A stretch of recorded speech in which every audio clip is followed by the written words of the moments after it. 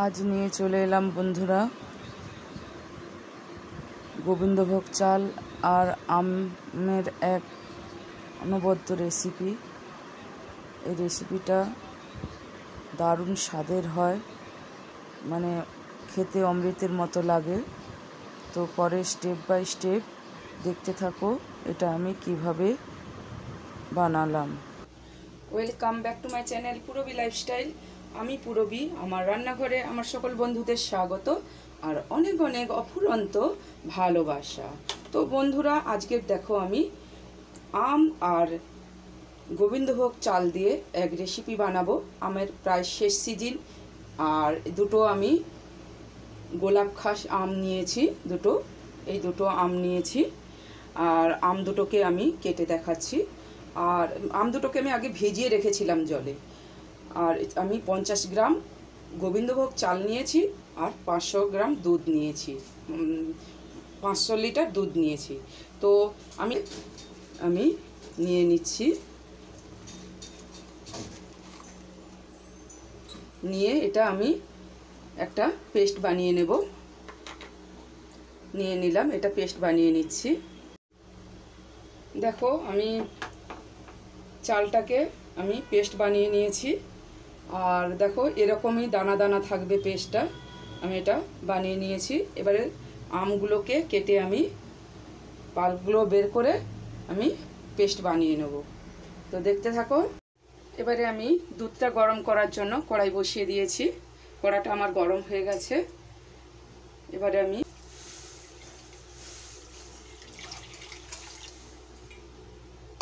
আঁচটাকে আমি বাড়িয়ে দেব, দিয়ে দুধটাকে আমি ফুটতে দেব।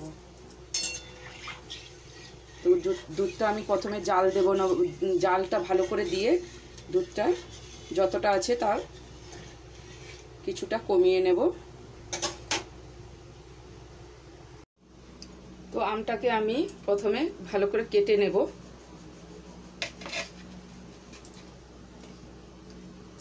নিয়ে আমি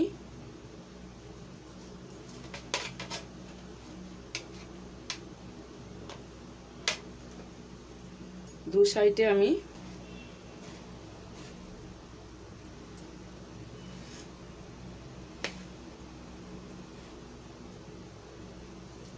প্রতিটা আমি এমনিভাবে কেটে নেব।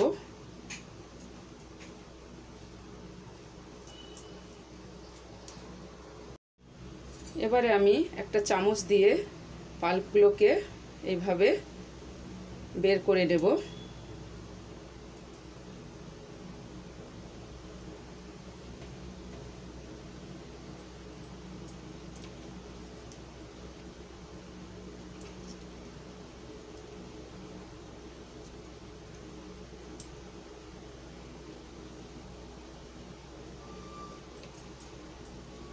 এভাবে প্রতিটা আমের থেকে এগুলো আমি বের করে নেব।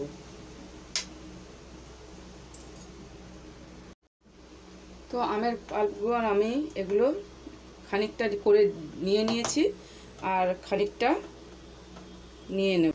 এবারে আমি দুধটাকে ভালো করে জাল দিয়ে নিয়েছি। এবারে যে আমি যেটা রেখেছিলাম গোবিন্দভোগ চালটা পেস্ট করেছিলাম, ওটা আমি এর মধ্যে দিয়ে দেব।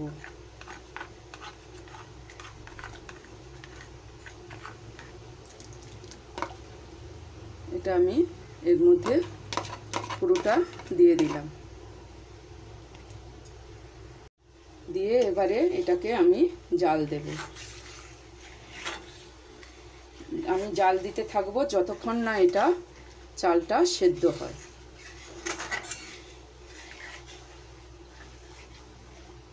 আর আমি গোবিন্দভোগ চালটা পুরো একটু দানা দানা রেখেছি, একদম প্লেন করে বাটিনি, একটু দানা দানা করে পেস্ট করেছি। আমটাকে আমি পেস্ট করে নেব, আমের পাল্পটা। এবারে আমি দেখো আমি 3-4 মিনিট ধরে গোবিন্দভোগ চালটাকে দুধের সঙ্গে ভালো করে ফুটিয়ে নিয়েছি। গাঢ় হয়ে গেছে, দেখো আর এই সময় গ্যাসের ওভেনটাকে একদম লো হিটে রাখতে। এবারে আমি এর মধ্যে আরও আমি 4 মিনিট ভালো করে লো হিটে এটাকে রান্না করে নিলাম। ঠিক দেখেছো, এমনি থাকবে। এবারে আমি এর মধ্যে যে ম্যাঙ্গো পাল্পটা রেখেছিলাম ওটা এর মধ্যে দিয়ে দিচ্ছি।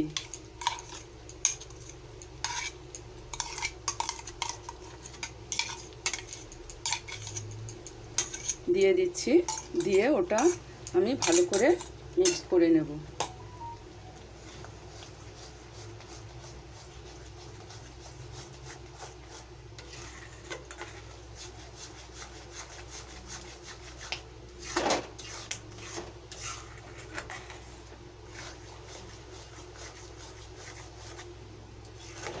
এটাকে আরও আমি আস্তে আস্তে রান্না করতে থাকবো ভালো করে।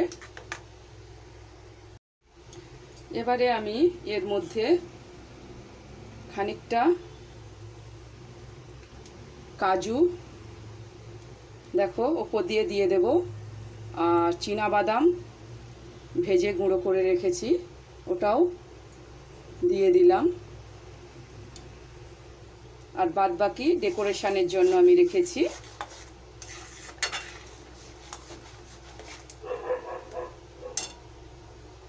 এবারে আমি কিছুটা কিশমিশ ছিল দিয়ে দিচ্ছি, দিয়ে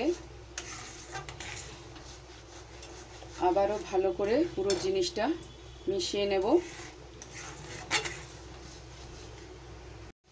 তো আমি আমার ম্যাঙ্গো ফিরনিটা সম্পূর্ণ রেডি। এবারে আমি একটা সার্ভিং প্লেটে সার্ভ করব। তো যে যেখান থেকে আমার যেসব বন্ধুরা আমার এই ভিডিওটা দেখছো, তো প্লিজ একটা লাইক করো, ভিডিওটা দেখা শুরু করো।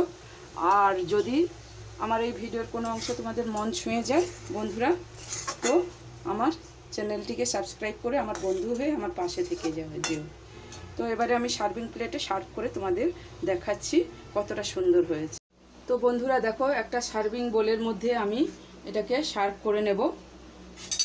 তো আমার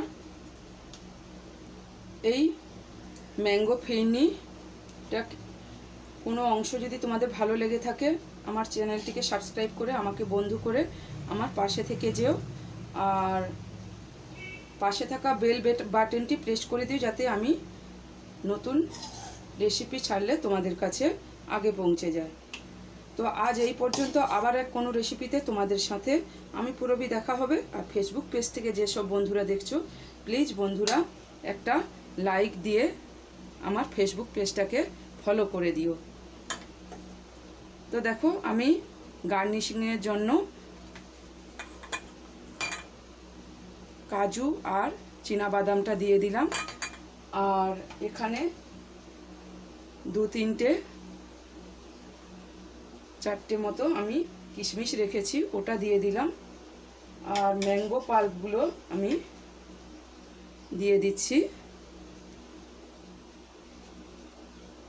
দেখতে ভালো লাগবে বলে সেটা আমি সুন্দর করে দিয়ে দিচ্ছি।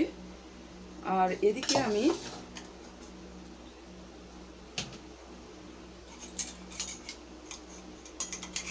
যে ম্যাঙ্গো পেস্টটা করেছিলাম সেখান থেকে খানিকটা আমি এর মধ্যে দিয়ে দিচ্ছি।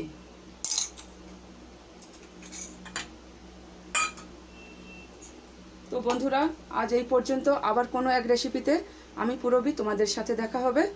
সকলে ভালো থেকো, ধন্যবাদ। তো বন্ধুরা, আজকের আমি এটাকে 2 ঘন্টার জন্য ফ্রিজে তুলে দেব। কালকে তোমাদেরকে যেহেতু আমি রাত্রে করেছি এটা, কালকে সকালে তোমাদেরকে এটা আমি দেখাবো কেমন হয়েছে। তো বন্ধুরা দেখো, আমি ফ্রিজ থেকে এখন বের করেছি। বের করে আমি এটাকে একটা প্লেটের মধ্যে নিচ্ছি। দেখো কতটা সুন্দর হয়েছে, আর কেমন হয়েছে আমি নিজে খেয়ে তোমাদেরকে দেখাবো যে কতটা সুন্দর হয়েছে।